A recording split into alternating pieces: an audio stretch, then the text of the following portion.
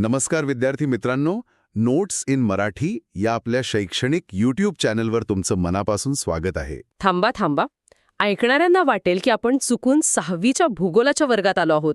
हो, पण नाही. आपल्या एका श्रोत्याने नोट्स इन मराठी चॅनलवरून इयत्ता 6वीच्या भूगोलाच्या पुस्तकातील काही पाने पाठवली आहेत आणि विषय आहे चला वृत्ते वापरूया. हां, आता वरवर पाहता हा खूपच शालेय विषय वाटतो, पण प्रश्न हा आहे की या नकाशावरच्या आडव्या उभ्या रेषा खरंच इतक्या महत्वाच्या आहेत का? आणि हाच प्रश्न खूप महत्वाचा आहे. की या फक्त परीक्षेपुरत्या लक्षात ठेवायच्या गोष्टी आहेत का? अजिबात नाही. कारण या तथाकथित शालेय संकल्पनेवर आपलं संपूर्ण आधुनिक जग चालतं.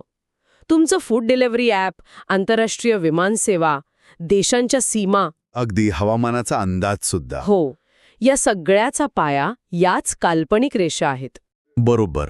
कल्पना करा की तुम्ही समुद्राच्या मध्यभागी आहात आणि तुम्हाला तुमचं स्थान सांगायचं आहे. तुम्ही काय सांगाल? मी निळ्या पाण्याच्या मधोमध आहे.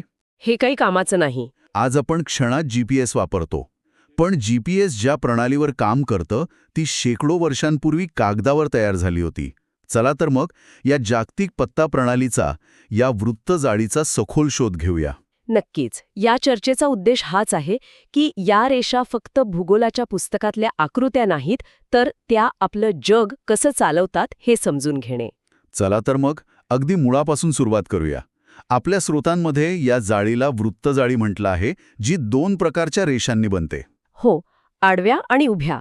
आणि या पूर्णपणे काल्पनिक आहेत, नाही का? म्हणजे पृथ्वीवर खरंच अशा रेषा कोणी काढलेल्या नाहीयेत. अगदी बरोबर. त्या पूर्णपणे काल्पनिक आहेत. पृथ्वी गोलावरील पूर्वेकडून पश्चिमेकडे जाणाऱ्या ज्या आडव्या वर्तुळाकार रेषा आहेत त्यांना अक्षवृत्त म्हणजे लॅटिट्यूड्स म्हणतात. अक्षवृत्त, ठीक आहे. आणि उत्तर ध्रुवाला दक्षिण ध्रुवाशी जोडणाऱ्या उभ्या अर्धवर्तुळाकार रेषांना रेखावृत्त म्हणजे लॉंगिट्यूड्स. आणि या दोन्ही मिळून एक जाळी तयार होते. बरोबर. म्हणजे कोणीतरी ठरवलं की एका गोलाकार ग्रहावर आपण एक चौकट बसूया आणि सगळ्या जगाने ते मान्य केलं. हेच मुळात आश्चर्यकारक आहे. हो, पण त्यासाठी एक संदर्भ बिंदू म्हणजे रेफरन्स पॉइंट हवा होता. सुरुवात कुठून करायची? बरोबर. त्यासाठी 2 मुख्य संदर्भ रेषा निश्चित केल्या गेल्या, एक आडवी आणि एक उभी. आडवी मुख्य रेषा म्हणजे 0 डिग्री अक्षवृत्त, ज्याला आपण विषुववृत्त म्हणजे इक्वेटर म्हणतो, जे पृथ्वीचे 2 समान भाग करते. अगदी उत्तर गोलार्ध आणि दक्षिण गोलार्ध. आणि उभी मुख्य रेषा आहे 0 डिग्री रेखावृत्त, ज्याला मूळ रेखावृत्त किंवा प्राइम मेरिडियन म्हणतात. आणि या 2 रेषा जिथे एकमेकांना छेदतात तोच या प्रणालीचा 0 बिंदू. अगदी बरोबर. ठीक आहे. म्हणजे आता आपल्याकडे एक जागतिक ग्रिड आहे. याचा वापर करून एखाद्या ठिकाणाचा पत्ता कसा सांगायचा? आपल्या स्रोतांमध्ये दिल्लीचं उदाहरण दिले आहे. ते वाचायला थोडं क्लिष्ट वाटतं. हो, ते आकडे आहेत 28°36' 50" उत्तर अक्षांश आणि 77°12' पूर्व रेखांश. हे आकडे नेमके काय सांगतात? हे आकडे म्हणजे दिल्लीचा अचूक जागतिक पत्ता आहे. याचा अर्थ असा की विषुववृत्तापासून म्हणजे 0° दिल्ली 28°36' आणि 50" उत्तरेकडे आहे. अच्छा. आणि मूळ रेखावृत्तापासून ते 77°12' आणि 3" पूर्वेकडे आहे. जेव्हा तुम्ही हे दोन्ही आकडे एकत्र सांगता तेव्हा पृथ्वीवरची फक्त एकच जागा निश्चित होते. म्हणजे एकटं अक्षवृत्त किंवा रेखावृत्त पुरणार नाही. नाही, दोन्हीची गरज आहे. यातले अंश, मिनिटे आणि सेकंद हे तर आपण घड्याळात वापरतो. इथे यांचा काय संबंध? हा प्रश्न छान आहे.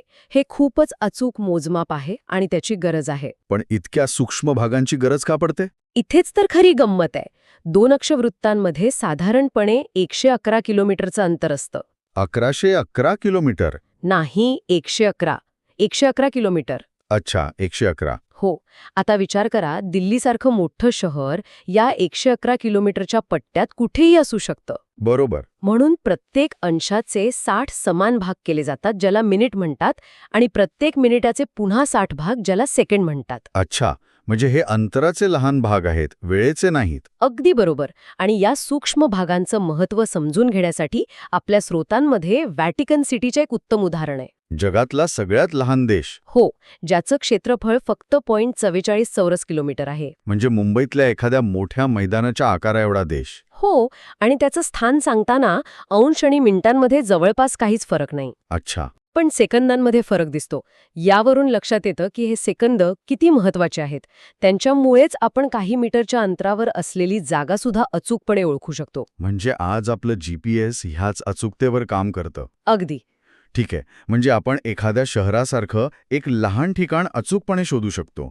पण समजा आपल्याला ऑस्ट्रेलियासारखा अख्खा खंड नकाशावर दाखवायचा असेल तर त्याचा पत्ता कसा सांगणार? नाही, त्यासाठी एकच अक्षवृत्त आणि रेखावृत्त पुरणार नाही. आपल्याला त्या प्रदेशाची सीमा सांगावी लागते. सीमा म्हणजे? आपण त्या प्रदेशाची 4 टोके निश्चित करतो. उत्तरेकडील, दक्षिणेकडील, पूर्वेकडील आणि पश्चिमेकडील. मग आपण त्या प्रत्येक टोकावरून जाणारी वृत्ते सांगतो. ऑस्ट्रेलियाच्या बाबतीत कसं असेल ते? उदाहरणार्थ ऑस्ट्रेलियाचा विस्तार 10 डिग्री 30 डिग्री दक्षिण अक्षवृत्तापासून सुरू होतो दक्षिण. आणि 43 डिग्री 36 डिग्री दक्षिण अक्षवृत्तापर्यंत जातो. आणि रेखावृत्तांमध्ये 113 डिग्री पूर्व ते 153 डिग्री 30 डिग्री पूर्व.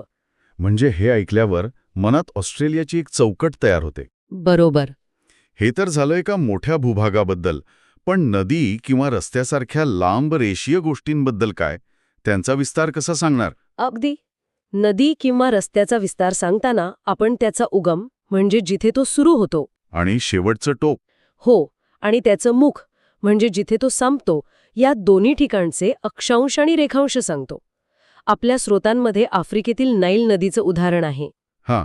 तिचा उगम व्हिक्टोरिया सरोवरात होतो. त्याचे कॉर्डिनेट्स आहेत 0° 45 डिग्री 21 मिनिटे दक्षिण अक्षांश व 33 डिग्री 26 मिनिटे 18 पूर्व रेखांश. आणि ती भूमध्य समुद्राला मिळते. बरोबर. आणि त्या ठिकाणचे कॉर्डिनेट्स आहेत 31°12 उत्तर अक्षवृत्त व 29°55 मिनिटे 07 सेकंद पूर्व रेखावृत्त. या 2 बिंदूंना जोडून आपण नदीचा संपूर्ण प्रवाह नकाशावर दाखवू शकतो. आता या सगळ्या रेषांमध्ये काही रेषांना महत्वाची वृत्ते असं म्हटलेलं आहे, जसं की 23°30 मिनिटे उत्तर अक्षवृत्त म्हणजे कर्कवृत्त आणि 23°30 मिनिटे दक्षिण अक्षवृत्त म्हणजे मकरवृत्त. हो, पण हीच अक्षांश का निवडली? 23°30 मिनिट ह्या आकड्यात असं काय खास आहे? हा आकडं आपल्या पृथ्वीच्या अस्तित्वाशी जोडलेला आहे. पृथ्वी सरळ उभी नाहीये. ती तिच्या आसावर थोडी कललेली आहे. बरोबर. 23.5 अंशांनी कललेली आहे. ती सूर्याभोवती फिरताना अशीच कललेली राहते. आणि याच कारणामुळे या 2 रेषा कर्कवृत्त आणि मकरवृत्त अत्यंत महत्वाच्या ठरतात. आणि ह्याचा आपल्यावर काय परिणाम होतो? ह्याचा थेट परिणाम म्हणजे ऋतूंची निर्मिती. उन्हाळा, पावसाळा, हिवाळा. हो, पृथ्वीच्या याच कल्ल्यामुळे हे ऋतू अनुभवायला मिळतात. सूर्यकिरणे वर्षभरात कर्कवृत्त आणि मकरवृत्त यांच्या दरम्यानच्या भागावरच लंबरूप म्हणजे थेट डोक्यावर पडू शकतात. अच्छा, म्हणजे ह्या प्रदेशाबाहेर सूर्यकिरणे कधीही लंबरूप पडत नाहीत? कधीच नाही. म्हणजे हे फक्त भूगोलातील आकडे नाहीत, तर आपल्या जीवनाचा अविभाज्य भाग आहेत. मला आठवतंय, 0 सावलीचा दिवस, 0 शॅडो डे नावाची एक संकल्पना आहे. त्याचा याच्याशी काही संबंध आहे का? अगदी बरोबर. कर्कवृत्त आणि मकरवृत्त यांच्या दरम्यान राहणाऱ्या लोकांना वर्षातून 2दा 0 सावलीचा दिवस अनुभवता येतो. म्हणजे त्या दिवशी सावलीच पडत नाही? हो, भर दुपारी सूर्य बरोबर डोक्यावर येतो आणि काही क्षणांसाठी तुमची सावली पूर्णपणे नाहीशी होते. या काल्पनिक रेषेचा हा किती प्रत्यक्ष अनुभव आहे, नाही का? अप्रतिम. आणि याच तत्वावर 66 डिग्री 30 उत्तर म्हणजे आर्क्टिक वृत्त आणि 66 डिग्री 30 दक्षिण म्हणजे अंटार्क्टिक वृत्त ही सुद्धा महत्वाची आहेत. हो. तिथे दिवस 24 तासांपेक्षा जास्त असू शकतो असं स्रोतांमध्ये म्हटलं आहे. एक मिनिटं थांबा, दिवस 24 तासांपेक्षा मोठा कसा असू शकतो? पुन्हा एकदा, याचं कारण पृथ्वीचा तोच 23.5 अंशाचा कल आहे. जेव्हा उत्तर गोलार्ध सूर्याकडे झुकलेला असतो तेव्हा आर्क्टिक वृत्ताच्या पलीकडच्या भागात म्हणजे उत्तर ध्रुवाजवळ. हो, तिथे 24 तास किंवा त्याहूनही अधिक काळ सूर्यप्रकाश असतो. यालाच मध्यरात्रीचा सूर्य किंवा मिडनाईट सन म्हणतात. आणि अगदी उत्तर ध्रुवावर तर 6 महिने दिवस असतो. हो, आणि त्याच काळात दक्षिण ध्रुवावर 6 महिने रात्र असते. 6 महिने अंधार? अविश्वसनीय आहे.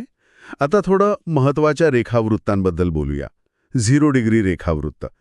ही रेषा इंग्लंडमधील ग्रीनिशमधूनच का जाते? हा प्रश्न खूपच छान आहे. यामागे विज्ञान कमी आणि इतिहास व राजकारण जास्त आहे. अच्छा. 19व्या शतकात ब्रिटन एक मोठी सागरी शक्ती होती. त्यांचे नकाशे आणि सागरी चार्ट्स जगभरात वापरले जात होते. खलाशी ग्रीनिच येथील रॉयल ऑब्झर्वेटरीच्या वेळेनुसार आपली घड्याळे लावत असत. त्यामुळे 1884 मध्ये वॉशिंग्टन DC येथे एक आंतरराष्ट्रीय परिषद झाली. आणि तिथे ठरलं. हो, तिथे ग्रीनिचमधून जाणाऱ्या रेखावृत्ताला 0 डिग्री रेखावृत्त म्हणून जागतिक मान्यता देण्यात आली. म्हणजे ही एक वैज्ञानिक आणि राजकीय सोय होती. म्हणजे अमेरिकेने किंवा फ्रान्सने तेव्हा विरोध केला नाही? केला होता. फ्रान्सने तर बरीच वर्षे पॅरिसमधून जाणारे रेखावृत्त वापरणे सुरू ठेवले होते. पण अखेरीस जागतिक सुलभतेसाठी सर्वांनी ग्रीनिचला मान्यता दिली. आणि याच रेखावृत्तावरून जगाची प्रमाणवेळ GMT ठरवली जाते. अगदी, ग्रीनिच मीन टाईम. आणि याच्या बरोबर विरुद्ध बाजूला असलेलं 180 डिग्री रेखावृत्त, तेही महत्वाचं असेलच. हो, ते आंतरराष्ट्रीय वार रेषा म्हणजे इंटरनॅशनल डेट लाईन म्हणून ओळखले जाते. जिथे तारीख बदलते. बरोबर. ही रेषा ओलांडल्यावर तारीख बदलते. तुम्ही पूर्वेकडून पश्चिमेकडे गेलात तर एक दिवस पुढे जाता आणि पश्चिमेकडून पूर्वेकडे आलात तर एक दिवस मागे जाता. आता या चर्चेत एका खूप आकर्षक संकल्पनेचा उल्लेख आहे, बृहत-वृत्त, ग्रेट सर्कल. हे काय आहे? ही एक अत्यंत व्यावहारिक संकल्पना आहे, विशेषतः विमान आणि जहाज वाहतुकीसाठी. अच्छा. बृहतवृत्त म्हणजे पृथ्वीच्या पृष्ठभागावरील असे सर्वात मोठे वर्तुळ ज्याचं केंद्रबिंदू हा पृथ्वीचा केंद्रबिंदू असतो. थोडं सोप्पं करून सांगाल? नक्कीच. विषुववृत्त हे एक नैसर्गिक बृहतवृत्त आहे. तसेच एकमेकांच्या समोर असलेली 2 रेखावृत्त मिळूनही एक बृहतवृत्त तयार होते. ठीक आहे, पण याचा उपयोग काय? सोप्या भाषेत सांगायचं तर पृथ्वीच्या गोलाकार पृष्ठभागावरील 2 ठिकाणांमधील सर्वात जवळचे अंतर हे नेहमी बृहतवृत्ताच्या मार्गाने असते. पण नकाशावर तर सरळ रेषा जवळची वाटते. सपाट नकाशावर ही रेषा सरळ दिसत नाही, ती वक्र दिसते. पण प्रत्यक्षात तेच सर्वात जवळचं अंतर असते. अच्छा. म्हणूनच दिल्लीहून सॅन फ्रान्सिस्कोला जाणारे विमान सरळ पॅसिफिक महासागरावरून न जाता युरोप किंवा आर्क्टिकच्या जवळून जाते. मला नेहमी वाटायचं की ते असा लांबचा मार्ग का निवडतात? बरोबर. ते लांबचा नाही तर सर्वात जवळचा मार्ग निवडतात. याला ग्रेट सर्कल रूट म्हणतात. कमाल आहे. हो, हे ऐकायला विचित्र वाटेल, पण पृथ्वी गोलाकार असल्यामुळे 2 शहरांमधील सर्वात जवळचा मार्ग सपाट नकाशावर वाकडा दिसतो. या मार्गांचा वापर करून विमान कंपन्यांचा कोट्यावधी रुपयांचा खर्च, इंधन आणि प्रवासाचा वेळ वाचतो. म्हणजे कोलकाता ते शिकागो विमान प्रवासाचा सर्वात जवळचा मार्ग कोणता? या आपल्या स्रोतांमधील प्रश्नाचं उत्तर याच बृहतवृत्तामध्ये दडलेले आहे.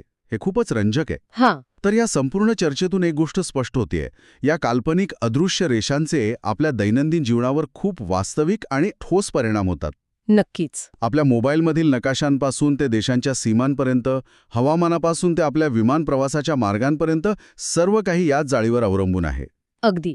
ही एक अत्यंत प्रभावी आणि सुंदर प्रणाली आहे जी आपल्याला आपलं जग अधिक चांगल्या प्रकारे समजून घेण्यास, त्यात वावरण्यास आणि त्याचं नियोजन करण्यास मदत करते. याच्याशिवाय आजच्या जगाची कल्पनाही करता येणार नाही. बरोबर. जाता जाता ऐकणाऱ्यांसाठी एक विचार. या चर्चेत आपण पाहिलं की अस्थिर, मानवनिर्मित, काल्पनिक रेषा देशांच्या सीमा निश्चित करतात, पण निसर्ग तर स्थिर नसतो. हां. जेव्हा नद्यांसारख्या नैसर्गिक सीमा ज्या आपला प्रवाह बदलू शकतात त्या सरकतात, तेव्हा काय होत असेल? भारत आणि बांगलादेश यांच्यातील नदी सीमांवर असे वाद अनेकदा झाले आहेत. खरंय. मग ही मानवनिर्मित स्थिर वृत्तजाळी आणि सतत बदलणारे नैसर्गिक जग यांच्यात कसा ताळमेळ साधला जात असेल याचा विचार नक्की करा.